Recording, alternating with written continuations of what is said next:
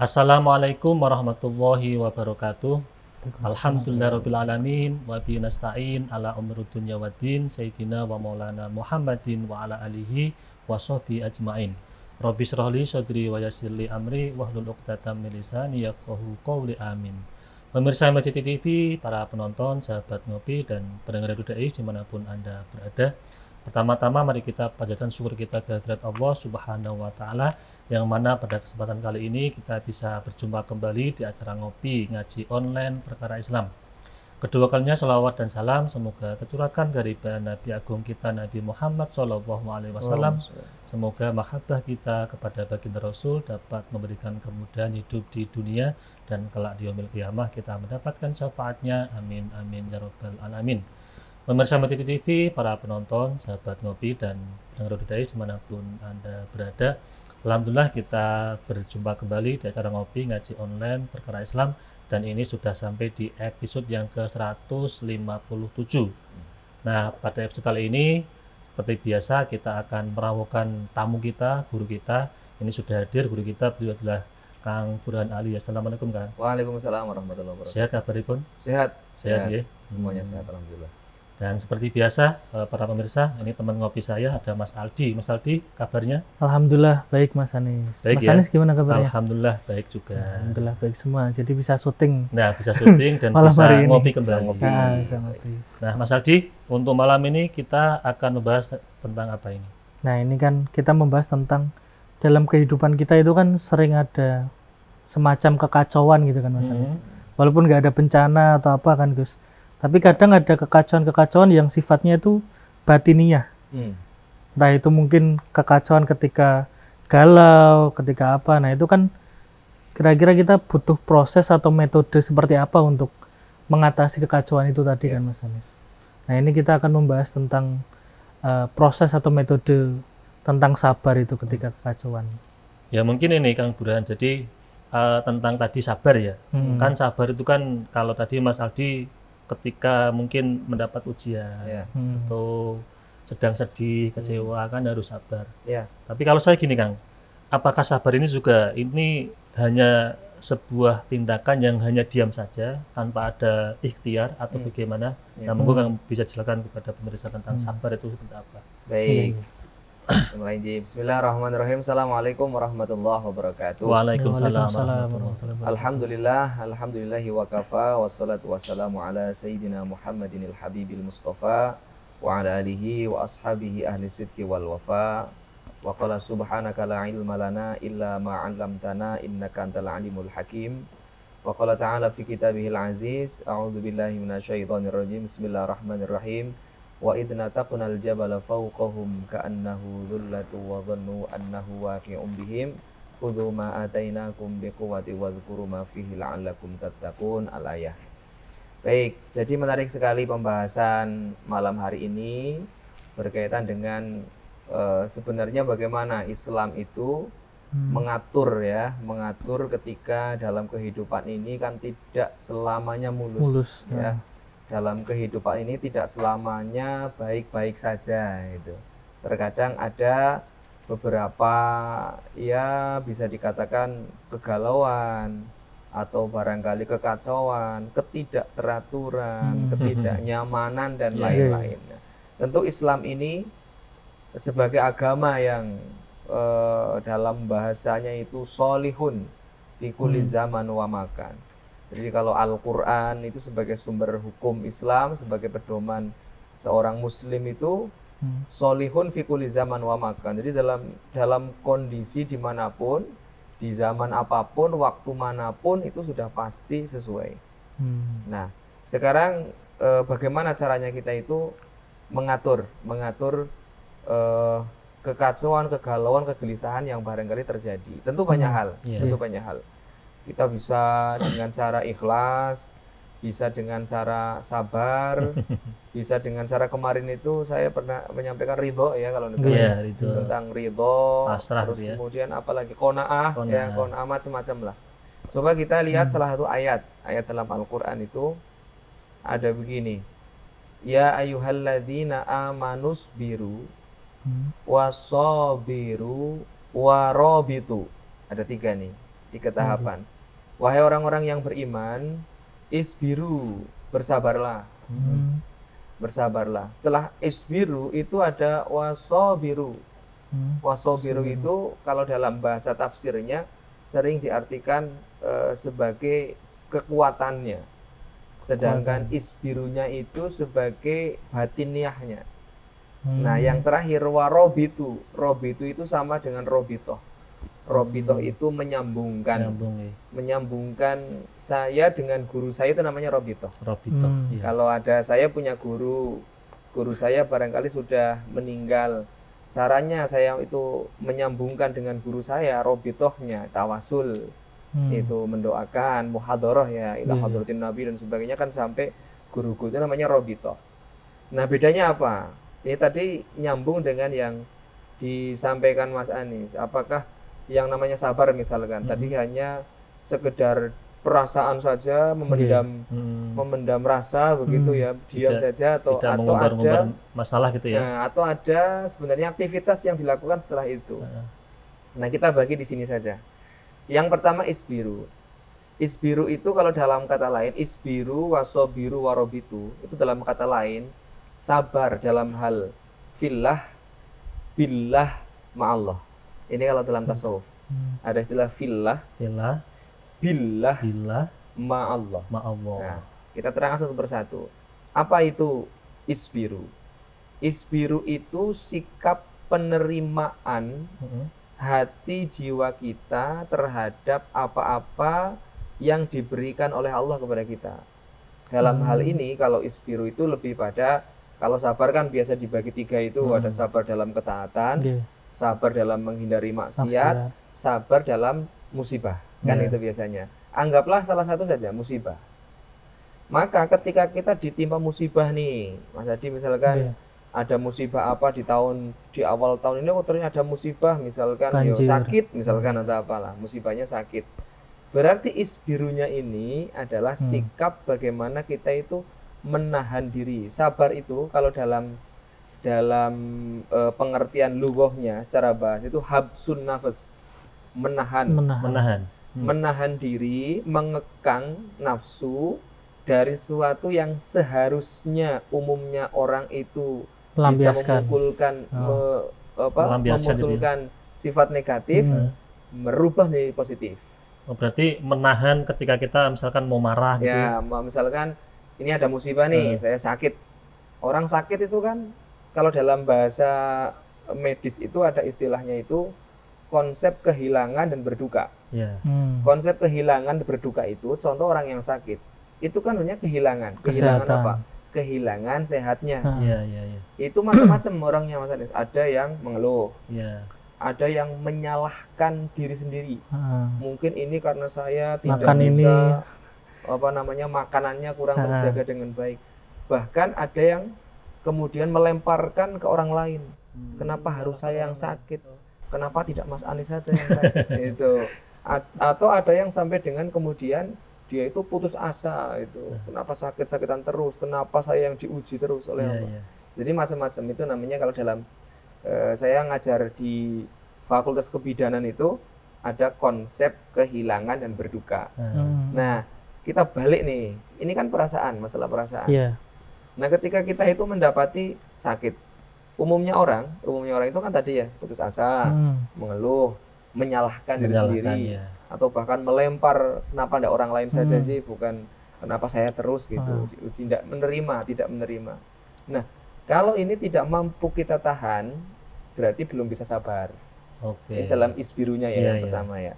Tapi kalau kita mau mengolah nih, ketika diberikan sakit, kita olah ya sudah, walaupun ada rasa kecewa, rasa mengeluh, justru sepantasnya saja. Namanya orang kan ya macam-macam ya. Jadi tingkat atau level kedekatannya dengan Allah, level keimanannya kan beda-beda. Penerimaannya lain nih. Ada orang yang barangkali ditimpa musibah, ditimpa sakit langsung mengatakan, alhamdulillah dari tambah cedak karo Gusti Allah kan ada. Nah, kita olah ini nih. Ini sabarnya itu, yang namanya sabar itu menahan, mengekang sesuatu dalam yang sifatnya itu secara umum negatif, kita arahkan menjadi yang positif. Itu sabar. Berarti Hmm. ketika Sabar pertama Iya, ya, iya, level heeh. isbirunya tadi ya. Itu tadi, jadi bukan dalam masalah ini ya diam, tapi diamnya ini kemudian merubah Oke. yang negatif jadi positif. Kan diam nih, saya nggak ngapa-ngapain. Oke. Sakit ya sudah, diterima saja. Hmm. Diterima dalam arti ya sudahlah, dinikmati sakitnya. Hmm. Terus kemudian ya mudah-mudahan ini malah menjadi wasilah semakin dekatnya dengan Allah. Berarti pola pikir juga penting, Kang? Ya, isbiru itu lebih pada pola pikir. Hmm. Isbiru itu pola pikir kemudian di jiwa. Hmm. Jadi belum Iya. ada aktivitas apapun yang dilakukan. Ini termasuk sabar, tapi levelnya level masih isbirunya. Makanya perintahnya Allah itu, wahai Bersabar. orang-orang yang beriman, ya ayyuhalladzina amanus biru, Hmm. bersabarlah. Nah, yang kedua sekarang, setelah bisa sabar nih, sabar yang dalam arti pola pikirnya, kemudian bagaimana penerimaan dalam jiwanya, ada yang namanya wasobiru. Hmm. Kalau tadi filah, Iya. filah ya. Yang kedua ini billah. Bila. Billah ini kalau kita sudah mampu menerima nih, saya sudah diberikan musibah sakit oleh Allah. Artinya Saya pola pikir sudah positif thinking kan? Sudah positif Iya. ya, sudah bisa menerima dan sebagainya. Lah kemudian kita membiarkan dirinya, Hmm. kan ada yang ya sudah saya terima sakitnya, ya sudah di kamar saja, enggak kemana-mana. Tapi ada, kalau wasobiru itu ada upaya, Oh, ada ikhtiar. Nah, ada upaya ikhtiar, ya sudah saya tak berobat. Hmm. Itu bagian sabar. Jadi sabar itu jangan dikurung pada pemaknaan seolah-olah ada musibah ya diterima. Itu bukan. Jadi Iya, iya. sangat-sangat luas itu. Sabar itu sangat-sangat luas. Jadi Makanya termasuk ngalah itu sabar. termasuk. Ya. Belum Tapi ngalah. masih dalam tingkatan yang pertama tadi. Ya, kalau ngalah berarti kan belum ada Tindakan, tindakan iya. sebenarnya. Hmm. Setelah ngalah itu apa itu? Iya, iya. Itu baru kemudian masuk pada wasobiru, billah. Billah itu dengan. Hmm. Sudah dengan Allah. Dengan itu berarti menarik diri bersama Allah. Ya sudah, kita kira-kira mau ngapain nih, kita sudah tahu bahwa diberikan sakit, kemudian kita tidak mengeluh, kita merasa bahwa oh ini barangkali yang memang terbaik. Nah setelah itu langsung berobat. Ikhtiarnya berubah. Ikhtiarnya Gitu berobat ya. itu berarti wasobiru. Nah yang terakhir warobitu. Wow. Setelah merasa menerima, Ya. setelah menerima kemudian ikhtiar kan, Berusaha. ikhtiar. Setelah ikhtiar warobitu, sambungan lagi kepada Allah. Hmm. Artinya apa? Selama dalam musibah itu senantiasa membersamakan diri dengan Allah. Makanya dikatakan tadi ma'allah. Jadi ada fillah, ada Billah, billah, ada ma'allah. Allah. Fillah, billah, ma'allah. Ini kalau dalam tasawuf ini bahas ini. Fillah, billah, ma'allah.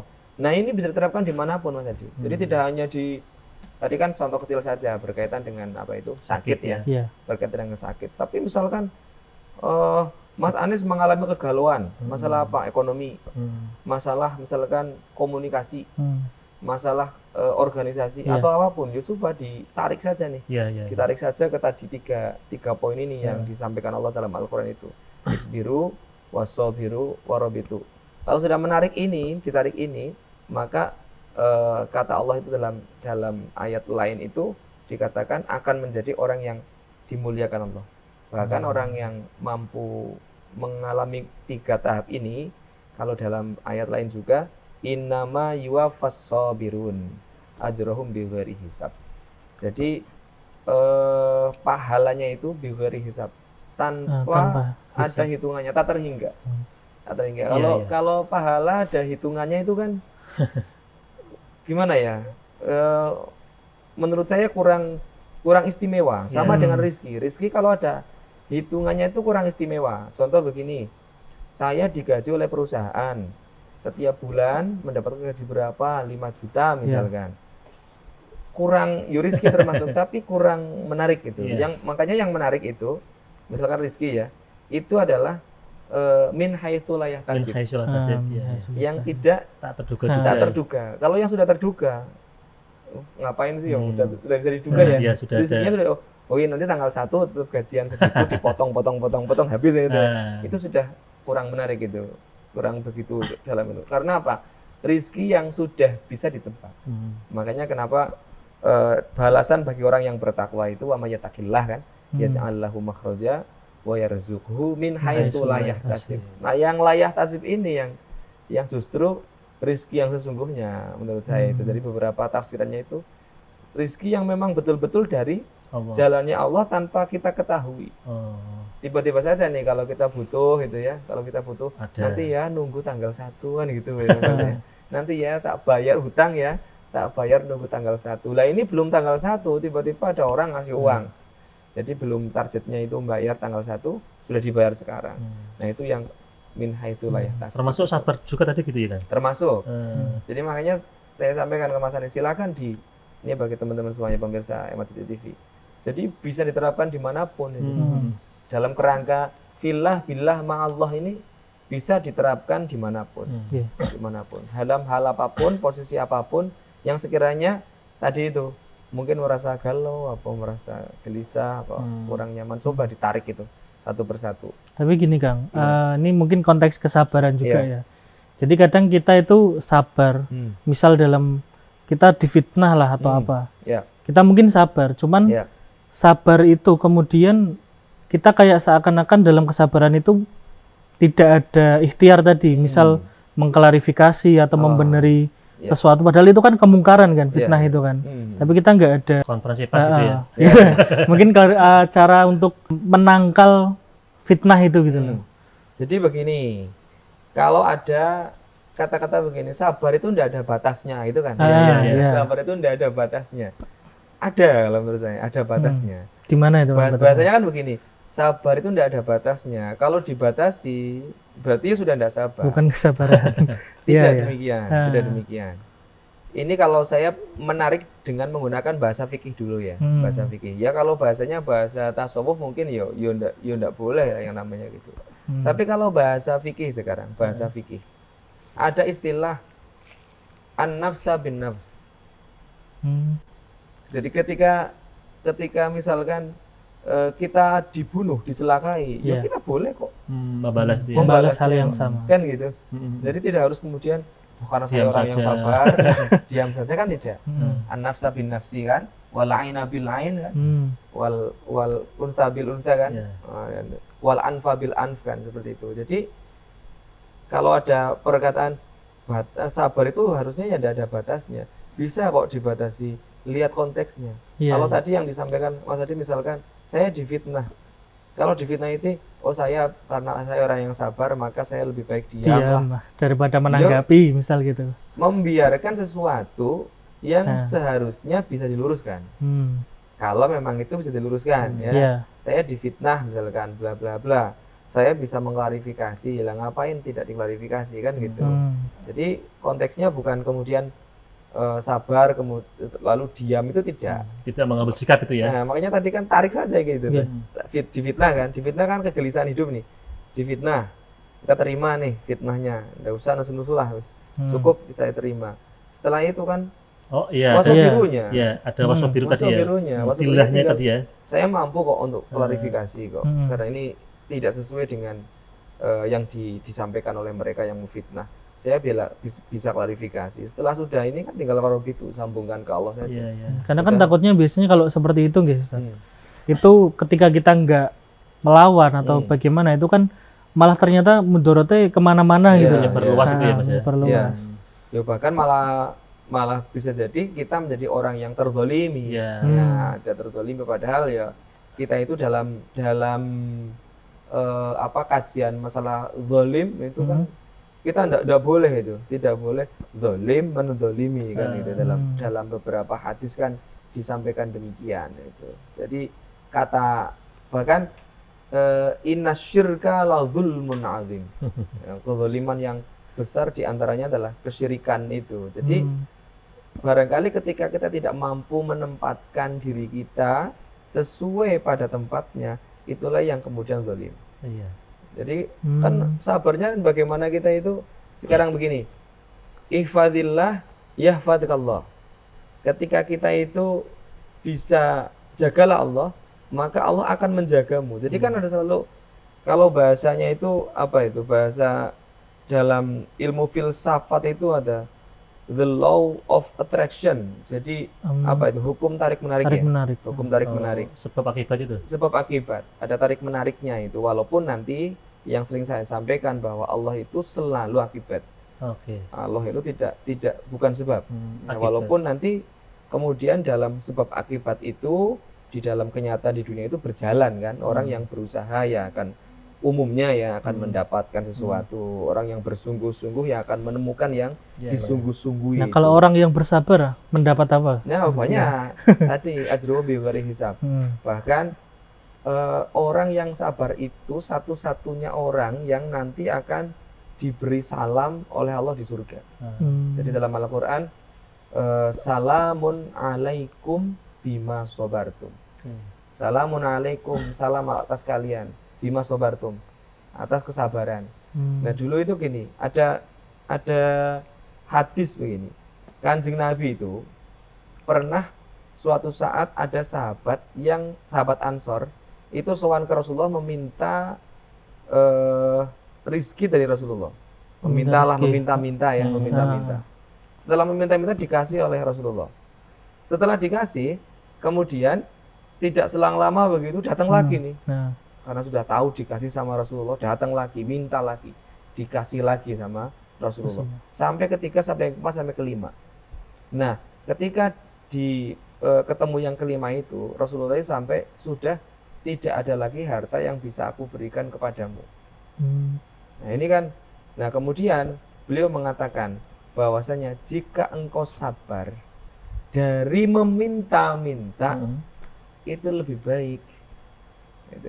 Jika engkau sabar dari meminta-minta itu lebih baik. Nah, itu makanya kan kemudian kalau kita melihat batasan sabar tadi ndak ada batasannya kalau dari sisi tasawuf. Tapi kalau dari sisi fikih itu kan ada hukum bukan balas dendam ya, apa namanya? Yo darah keseimbangan itu ya. Darah dibalas dengan darah kan gitu biasanya. Mungkin ya tadi kayak mencegah kemudaratan yang lebih besar juga kan. Itu bisa diarahkan ke sana, mencegah kemudaratan yang lebih. Nah, Kang, ini menarik kan tentang sabar ya. Tadi kan ada tiga poin ini kan. Pertama, sabar bagaimana mengkondisikan diri kita biar tenang, kemudian apa namanya semua kembalikan kepada Allah gitu. Yang kedua itu ada gerakan atau ada usaha. Aktivitas gitu. Nah, yang ketiga dengan yang sulit. Ada begini. Contoh tadi sakit, sabar sudah, kemudian ikhtiar berobat. Nah, ketika sudah sembuh, kadang lupa dengan yang poin ketiga tadi. Sembuh karena obat, bukan karena tadi robitohnya belum ada. Gimana itu? Jadi karena robitoh itu kan sebenarnya, ya kalau dalam ilmu tasawufnya itu kan bisa disambung dengan zikir. Orang yang zikirnya itu istiqomah itu akan lebih mudah menyambungkan hatinya dengan Allah. Jadi misalkan begini, ketika diberikan sakit sudah menerima sakitnya, kemudian setelah itu berusaha untuk mencari kesembuhan melalui dokter dan lain sebagainya di rumah sakit dan sebagainya. Kemudian setelah disembuhkan oleh Allah, kemudian robitohnya ikut terlepas ini. Robitohnya itu kemudian lepas ini, sudah. Nah, inilah kemudian bisa dikatakan begini, kenapa robitohnya itu sampai terlepas seperti itu?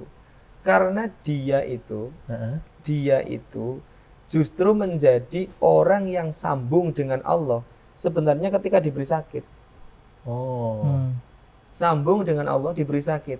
Makanya balasan kebaikan, saya katakan balasan kebaikan dari Allah karena saking sayangnya Allah dengan orang yang seperti ini. Ketika diberikan sehat justru malah lupa, diberi sakit lagi. Makanya orang yang berdoa itu, ada orang yang berdoa itu begini, ada yang berdoa itu rodok makso ke Allah itu. Pokoknya kepengin dang kobul ya, lelek ora kobul. Kalau tidak sampai ini terjawab, saya tidak akan menyembahmu lagi ya Allah. Ada orang yang berdoa seperti itu, ngancam. Sampai ada ancaman juga. Doanya itu memuat ancaman. Kata Allah begini, sudah ini disampaikan malaikat Jibril. Sudah ini dijawab saja doanya. Setelah itu biar tidak berdoa lagi. Kenapa? Saya tidak senang kata Allah. Aku tidak senang dengan doa yang disampaikan. Justru malah Allah senang dengan apa? Allah itu ada seorang mukmin yang berdoa menangis malam hari belum dikabulkan oleh Allah. Kenapa? Allah senang dengan doanya. Karena Jadi mungkin itu bukan berarti kemudian caranya Allah senang itu dikabulkan Iya, langsung, iya. tidak, tapi Allah itu senang dengan orang yang menangis berdoa di hadapan Allah.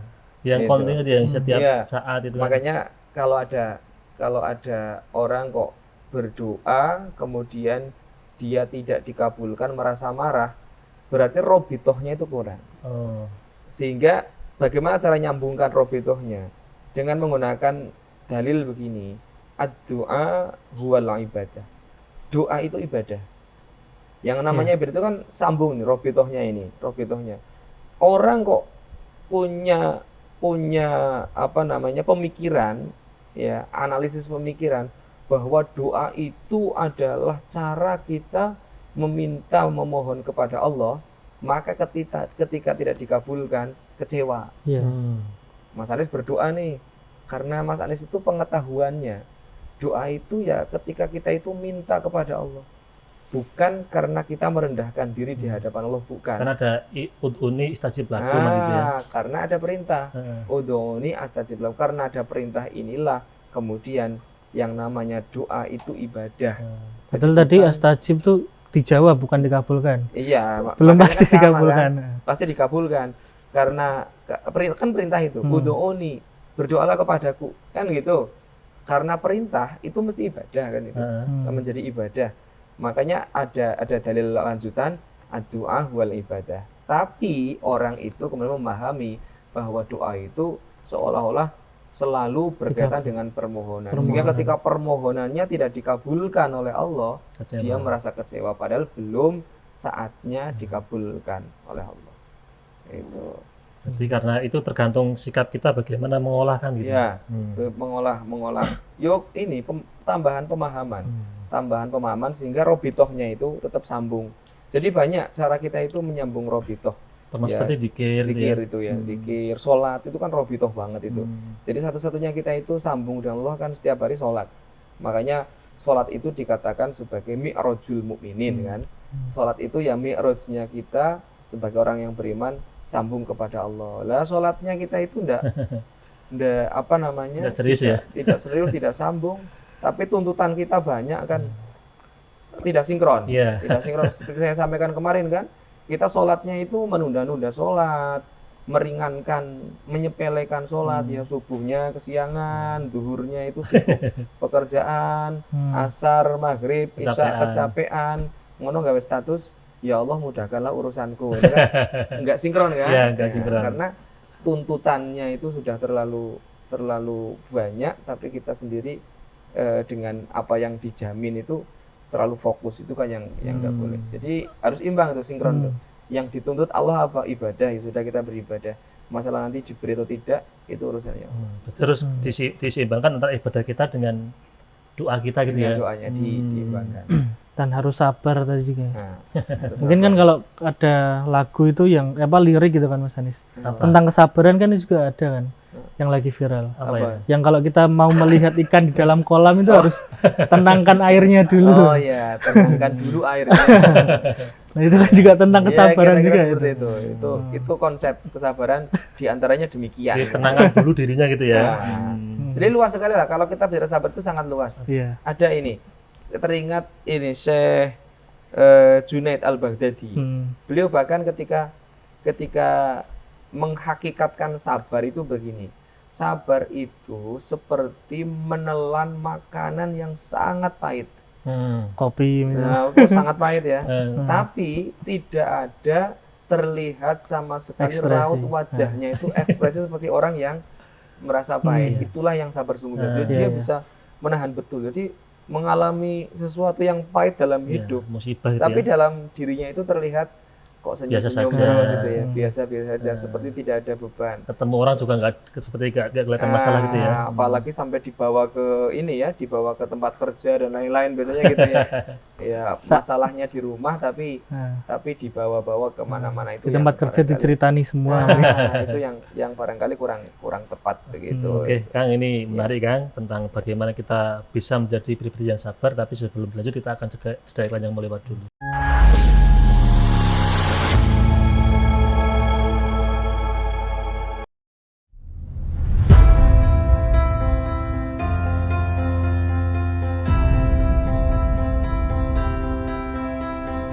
Masjid Agung Jawa Tengah kini hadir dengan berbagai pelayanan dan fasilitas yang membanggakan. Berdiri di pusat bumi Jawa Tengah, masjid ini semakin kokoh menciarkan ajaran agama Islam, tidak hanya di kancah lokal dan nasional, tapi juga internasional.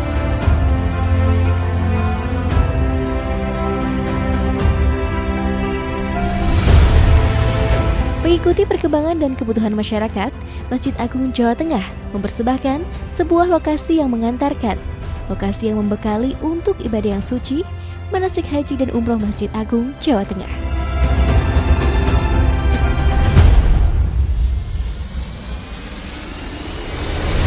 Dilengkapi replika bangunan Ka'bah, Bukit Safa dan Marwah, beserta area manasik yang luas, maka lokasi ini tepat untuk menjadi pilihan Anda melakukan proses manasik sebelum melaksanakan ibadah yang suci.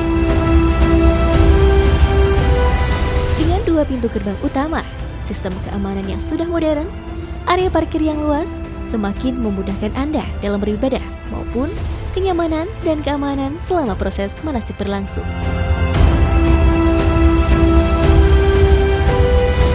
Hal penting lainnya adalah kemudahan akses untuk penginapan Hotel Geraha Agung, akses oleh-oleh Semarangan dan Jawa Tengah, tempat beribadah yang nyaman, juga akses wisata kota Semarang untuk sekedar memanjakan mata, menikmati hamparan kota dari atas menara. Tentunya, ini semua demi pelayanan yang mengedepankan kepuasan Anda sebagai pelanggan. Dengan berbagai macam kelebihan tersebut, maka lokasi manasik di Masjid Agung Jawa Tengah layak menjadi pilihan Anda sebelum melaksanakan ibadah yang suci ataupun untuk proses pendidikan putra-putri kesayangan.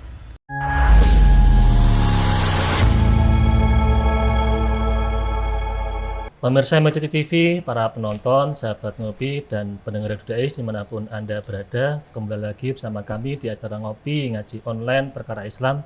Ini masih bersama Kang Burhan dan Mas Aldi. Nah ini Kang, sebelum kita lanjut, ini ada pertanyaan dari sahabat kita. Monggo Mas Rifki bisa bertanya tadi apa? Katanya mau tanya apa tadi? Assalamualaikum warahmatullahi wabarakatuh. Waalaikumsalam warahmatullahi Izin wabarakatuh. tanya Pak Kiai, Mas siapa tadi? Mas Rifki. Oh, Saya Rifki, perkenalkan, ya. nama saya Rifki, asal dari Semarang. Di sini saya mau tanya tentang lebih utama mana sih antara syukur dan sabar. Terkadang kan kalau kita bersabar kan melupakan apa itu syukur, Ya. dan ketika kita bersyukur tuh kita lupa sabar. Nah sebenarnya dalam perspektif Islam dan perspektif agama yang lainnya itu gimana sih untuk syukur dan sabar itu lebih utama yang mana? Oke. Mungkin Baik. itu sekian, terima kasih. Ya. Assalamualaikum warahmatullahi Waalaikumsalam warahmatullahi wabarakatuh. Mungkin sebelum dijawab Kang, nanti untuk Islam jenengan yang jawab, untuk agama lain mungkin Mas Aldi yang jawab. Monggo, Kang. Iya. Pertanyaannya berbobot kayak orangnya ya. Iya. Tapi bener Kang, berbobot tadi pertanyaan. Berbobot ya. Iya. Iya. Baik. Jadi berkaitan dengan lebih utama mana sebenarnya? Syukur dengan sabar. Pertama, bahwa keduanya sesuatu yang berbeda. Sesuatu yang berbeda. Karena syukur itu lebih pada sesuatu yang sifatnya adalah nikmat.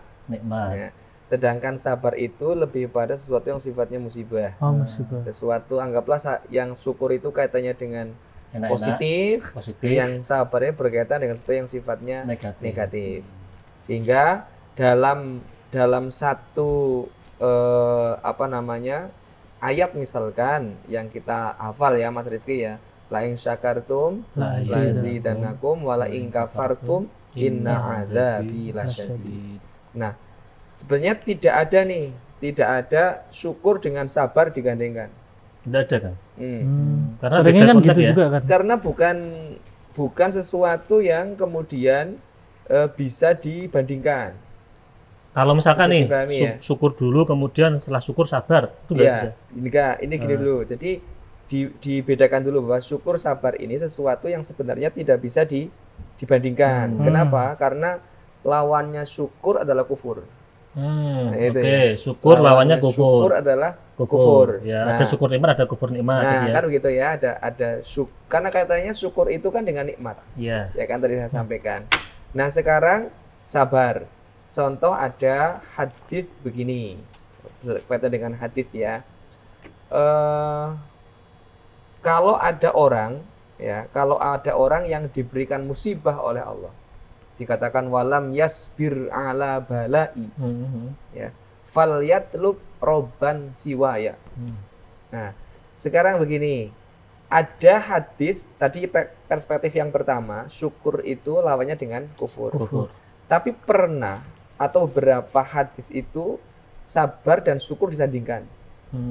Malam yaskur ala nakmai, barang siapa yang tidak syukur kepada nikmatku, walam yasbir ala balai, dan dia tidak sabar terhadap bala musibah yang diberikan kepada dia, orang itu, kata Allah, fal yatlub robban siwaya, maka carilah Tuhan selain aku.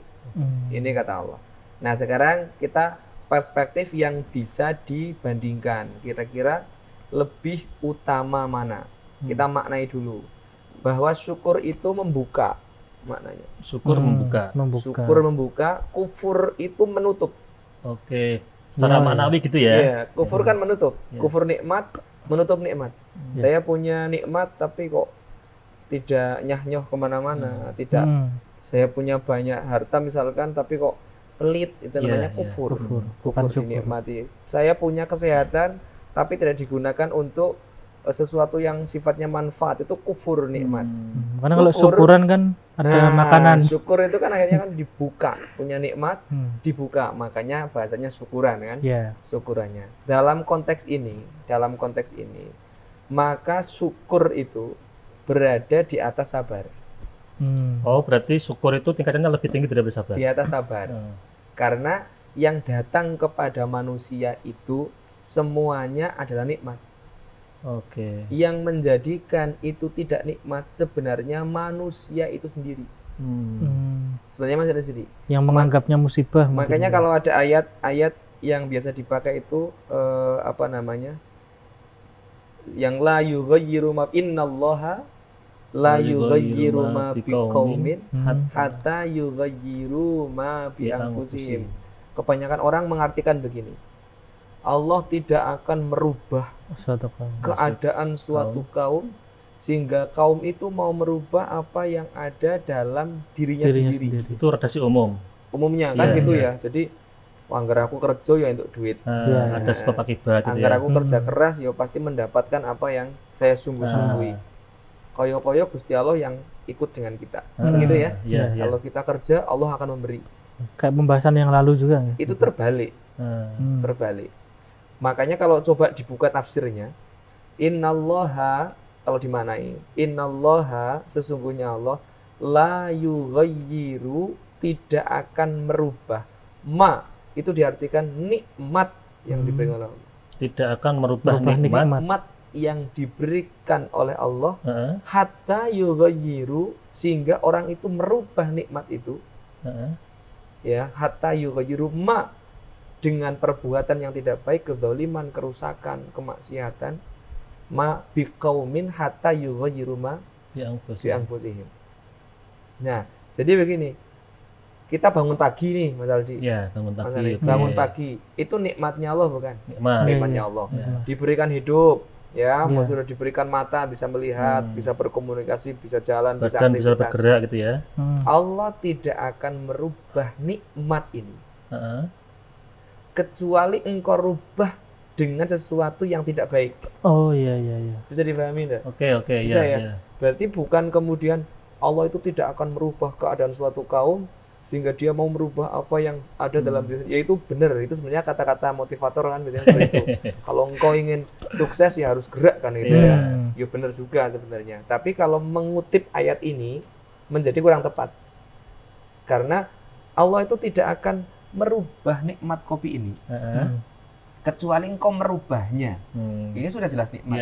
Kecuali dirubah kasih garam. Itu kita yang merubah sendiri. Jadi kita itu pada dasarnya itu diberikan kenikmatan oleh Allah setiap hari, sehingga syukur ini menjadi makom yang pertama sebenarnya. Oke, jadi kita sebenarnya harus setiap hari mensyukuri nikmat. Syukur dulu. Berarti Allah itu sudah memberi dulu gitu. Memberi dulu. Kita yang merubahnya. Kenikmatan itu menjadi sesuatu yang tidak baik. Bukan Allah yang merubah, artinya kita Bukan. sendiri yang Itu jadi yang berubah. Nah, setelah kita rubah itu, kemudian Allah setelah itu kemudian menimpakan musibah karena janjinya Allah kan, karena dengan kemaksiatan dan sebagainya. Kemudian kita ada jalan lagi. Jalannya apa? Sabar. sabar. Kita diberikan Ketika ditimpa nikmat oleh musibah. Allah nih, diberikan nikmat apa? Kopi ini nikmatnya iya, Allah. Sudah kopi ini Kasih garam. karena nikmatnya Allah, kemudian kita nikmati sudah kok dirubah nikmatnya, dikasih garam, dikasih sianida. Setelah itu kemudian apa? Kita minum, menjadi satu musibah. Setelah menjadi musibah, maka kita pada makom yang kedua. Oke, Untuk makom bisa sabar tetap tadi ya. untuk Turun tetap ini. positif loh ya. Iya. Untuk bisa tetap positif, maka kita berada di makom kedua, yaitu sabar. Ya sudah, saya diberikan sakit nih karena minum kopi yang sudah saya rubah. Kalau misalkan gini Kang, Nah, gitu. keadaan tadi mungkin lagi di bawah kan itu kan. Ya, Kemudian punya sikap bersyukur dengan begini. Ya wis lah, saya tidak bisa apa-apa, tetap syukur kepada Allah. Ada yang lain yang lebih parah daripada saya. Itu gimana? Apakah juga dengan boleh membandingkan dengan orang lain gitu. dalam konteks syukur itu bisa di awal, di tengah, di akhir. Sama, sabar juga bisa di tengah, di awal, dan di akhir. Bisa jadi diberikan sakit pertama tidak sabar, kan bisa jadi ya mengeluh, dipaksa oleh orang tua, ke rumah sakit silakan. Aslinya tidak sabar itu, sudah mengeluh sebagainya, malas dan sebagainya. Tapi begitu di rumah sakit, dia mulai hatinya itu mulai lembut, begitu akhirnya bisa sabar, gitu ya. Bisa enggak kira-kira sabar itu kemudian digandingkan dengan syukur? Sangat bisa. Dalam satu waktu, orang bisa syukur, orang bisa sabar. Sabar itu berkaitan dengan tadi, penerimaan kita berkaitan dengan musibah. Ya, kondisi Sakit itu musibahnya. Dalam kita dikenai musibah itu, kita sekaligus sudah syukur. Syukurnya dengan apa? Ya sudah, bahwa ada yang lebih menderita dibandingkan dengan kita. Makanya kan bahasanya begini, kalau engkau dalam kehidupan ini ya menemukan orang yang lebih baik dibandingkan dengan kita, gitu, maka justru itulah hidup yang terbaik. Kalau Paham? ada orang Dalam kehidupan ini kita melihat orang itu, kita melihat orang dia lebih baik dari kita, justru itu hidup yang terbaik. Bukan Karena nanti sebaliknya. kalau kita yang merasa lebih baik dari orang lain, gitu loh. Ya. Kan kadang ada orang yang merasa lebih baik, dia merasa lebih berperan dibandingkan dengan orang lain. Jadi Kalau kayak- nggak ada saya itu nggak mungkin bisa jalan yang namanya acara-acara organisasi itu nggak mungkin bisa sosokan jalan. gitu kan ya. Nah, itu berperan. Jadi kalau kita menemukan dalam kehidupan, menemukan orang yang justru lebih Seperti baik itu. dari kita, lebih baik dari kita, itu otomatis justru akan mendapati kehidupan yang terbaik. Tapi itu sulit Kang. Oh. Kan karena kita kan ada sifat keakuan yang kadang itu merasa bahwa ketika orang lain itu lebih baik, kita jadi dongkol itu kan, jadi enggak Tapi terima kadang gitu kan. kalau saya ya Mas Anis, ya merasa orang lebih baik, terus ada perasaan seperti itu malah jadi termotivasi. Oh, Nah, itu bisa. saya harusnya bisa. gitu kan. Kalau kayak gitu gimana kan? Bisa dibeginikan. Kita ada salah satu tips di kitab Bidayatul Hidayah, ya. Itu begini. Barangkali ingat juga ada di kitab Nasoihul Ibad juga. Ya. Kalau engkau melihat orang yang lebih tua, Lebih tua. Oke. lebih tua ya, Iya. senior ya, Iya. bukan tua. Kalau tua itu kesannya gimana gitu. Ya, saya lihat Mas Anis misalnya gitu. Senior ya, jangan bilang Senior. tua, senior. Hindari kata ketua. Sama dengan kalau melihat Senior. orang yang pesek itu, kalau bilang itu hidungnya minimalis. Ya, jadi jangan. Kalau saya lihat Mas siapa ini? Yang nyuting aja lah gitu yang. Nah, kira-kira begini, kalau engkau melihat orang yang lebih tua darimu, kira-kira agar kita menjadi lebih hormat kepada mereka, apa yang kita tanamkan? Kita tanamkan begini, mereka ibadahnya lebih banyak dibandingkan dengan kita. Karena umurnya. Karena umur. Ya. Sehingga kita hormat, oh beliau lebih banyak ibadahnya. Lebih banyak pengalamannya gitu ya.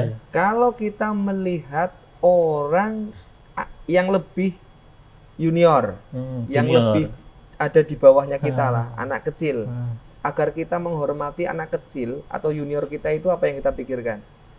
Mereka itu dosanya lebih sedikit Ya. Daripada Selalu kita, ya. ada sesuatu yang bisa kita ambil nilai positifnya. Jadi kita lebihkan orang lain gitu ya. Nah, kemudian kalau kita melihat orang yang lebih bodoh atau tidak lebih pandai dibandingkan Iya, iya. dengan kita, apa yang kita pikirkan? Sebodoh-bodohnya mereka gitu ya. Kalau ibadah karena kebodohannya, Iya. ada salah-salah ibadah, sholat salah, itu ya Dimakfu. maklum karena ibadahnya. Lah kita yang pandai, yang tahu rukun, tapi kok malah menunda-nunda sholat. Itu kan urusan ibadah kan. Tapi kalau urusan lain di luar ibadah, apakah juga sifat seperti itu bisa dipakai? Ya bisa. Contohnya begini, ini kan dalam hal untuk agar kita itu tidak memiliki Memandang rendah kesan orang negatif kepada Orang orang lain. Maka kita ambil Positifnya. dari sisi positifnya. Itu caranya demikian. Oh iya. Ya, iya, jadi kalau kita melihat orang yang alim lah ya, orang yang alim itu jelas mereka itu lebih mulia daripada kita, diangkat derajatnya oleh Allah karena yarfa'illah itu ya, diangkat oleh Allah derajatnya karena mereka lebih tahu dibandingkan dengan kita. Sehingga sebenarnya kita itu tidak ada celah kita itu untuk negatif untuk terhadap lain ya. negatif terhadap orang itu tidak ada celah. Itu pesan di kitab Nasohil Bidayatul Ibadar. Hidayah, juga ada di kitab Nasohil Ibadar. Kita itu melihat sesuatu itu ya tidak sembrono gitu ya. Kadang melihat orang tua begitu, kita merendahkan mereka, melihat junior itu seolah-olah kita yang superior, yang punya kekuatan, yang lebih Jadi sama merasa orang tua lebih itu menghormati, sama yang lebih junior tapi anak-anak juga menyayangi gitu ya. menyayangi gitu. Itu caranya ya, agar kita itu tidak apa ya, tidak berpikiran negatif kepada orang Tidak lain. gumedi atau Iya. takabur. Kalau saya malah punya konsep, kalau misal ini saya melihat orang ya, Hmm. kok dilihat kelebihannya itu kayak nggak ada gitu kan. Itu malah saya lebih baik daripada kita nggak bisa melihat kelebihan, kita butakan diri kita untuk melihat kelemahannya. Kalau Nah, saya seperti itu. kalau itu Yang- biasanya kalau kita itu bertemu dengan orang yang memiliki kelebihan, makanya begini, kita lihat itu lebih sering lihatlah kelebihan seorang, jangan kelemahan seorang.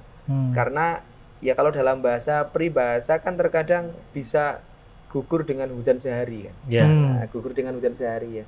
Misalkan adalah kita itu kan kenal ada ustadz yang nyun sewu jamaahnya puluhan ribu gitu dulu ya. Oke. Ya, padahal hanya sekedar beliau poligami. Itu hilang semua jamaahnya. Itu kan di kitab ada Kiai Barseso itu ya. Ya kita kira gitu ya. Itu kan misalkan ini kan kiai kita punya kiai public figure ya yang di televisi kita, itu kan seperti itu, gara-gara poligami hilang jamaahnya. Seolah-olah apa?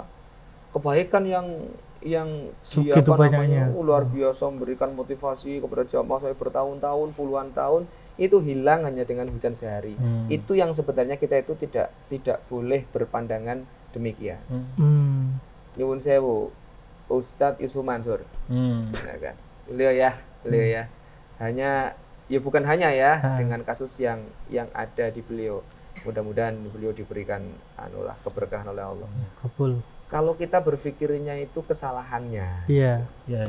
kan kurang bijak Ya, sebenarnya. betul. Artinya tidak balance, tidak seimbang gitu kan. Coba kita lihatnya berapa puluh atau berapa ratus orang atau anak yang sudah berhasil menghafalkan Al-Quran di pondok pesantrennya. Cabangan juga banyak kan itu. Cabangnya banyak. Lah itu kira-kira kan kita punya apa namanya pelajaran dalam kehidupan seperti itu. Jadi kalau melihat kelemahan orang lain, yo jangan. Kita itu lebih sering saja biar hormat gitu. Iya. Kita lihat kelebihannya saja ya. Syukur-syukur kita bisa meniru mereka. Gitu. Ya, berarti di situ juga ada peran sabar kan. Artinya begini, sabar dalam rangka sabar untuk tidak menghujat. Ya, Kan gitu ya. iya. Nah kan termasuk sabar seluruh intisari dalam sabar itu kan fil jawarih sebenarnya. Iya. Dalam tubuh kita. Sabar untuk tidak melangkah ke tempat maksiat kan gitu. Sabar untuk tidak memandang sesuatu yang barangkali itu Dilarang, berdosa. Sabar untuk tidak Sabar untuk mengomentari. tidak mengatakan apapun yang sekiranya memang itu bisa menyakiti, bisa berdampak sesuatu madorot yang lain. Karena kan contoh ya ucapan saja lah.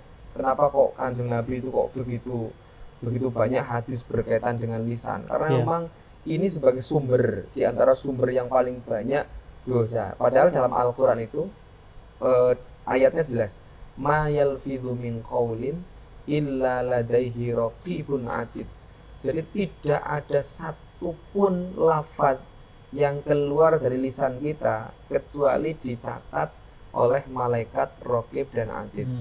Imam Ibnu Abbas itu ketika menafsiri ini, hatta akula, sekalipun engkau hanya mengatakan dhahabtu, saya pergi, roja'tu, saya pulang, akaltu, saya makan, itu semuanya dicatat oleh malaikat raqib dan atid.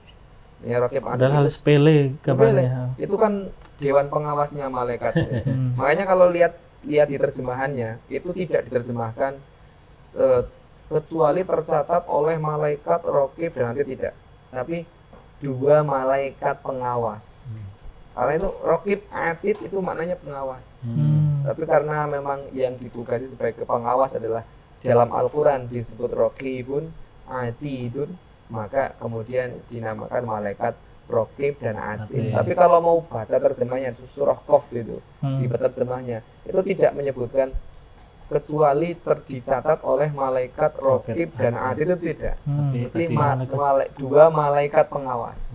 Yang mengawasi gerak-gerik itu kita. tugasnya memang mengawasi, dan arti dari raqib atid itu memang mengawasi. Mengawasi itu.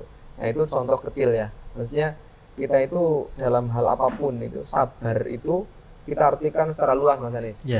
Diartikan secara luas. Jadi bukan hanya sekedar kita itu tertimpa musibah, enggak, bahkan sabar dalam hal yang buruk, bisa juga sabar dalam hal yang baik. Gitu ya. Makanya kan tadi yang saya sampaikan di awal, kita sholat saja kan harus sabar. Gitu kan, harus sabar. Kalau enggak sabar ya buru-buru sholatnya. Sholat sabar, bangun subuh kan harus sabar gitu ya. Harus sabar. Wong ini memang. Tapi kalau kesabaran juga nanti jadi jam 8 bangunnya kan. Karena kesabaran itu kalau terlalu sabar. Kalau terlalu apa-apa enggak baik gitu. Kalau terlalu apa enggak baik gitu. Terlalu benci enggak boleh. Terlalu mencintai juga enggak boleh. Ya kan, itu kan memang di hadisnya itu kan ada ya, habibaka mauhaunama asa ayyakuna baghidoka yaumamma. Baghidoka haunama asa ayyakuna habibaka yaumamma. Jadi kalau kita mencintai ya sekedarnya saja, karena boleh jadi yang kita cintai hari ini itu akan menjadi sesuatu yang paling kita benci, apapun. Makanya orang itu semakin lebih mencintai, akan kemungkinan semakin besar sakitnya. Karena terlalu, makanya tidak boleh. Terlalu itu tidak boleh itu. Bahkan terlalu dalam hal ibadah kan juga tidak boleh. bahkan ibadah pun juga nggak boleh keterlaluan. Dulu pernah saya sampai kelihatannya. Tiga orang yang datang ke Rasulullah itu loh. Aku karena ingin terus beribadah kepada Allah, berpuasa tidak berbuka, malam tidak pernah tidur.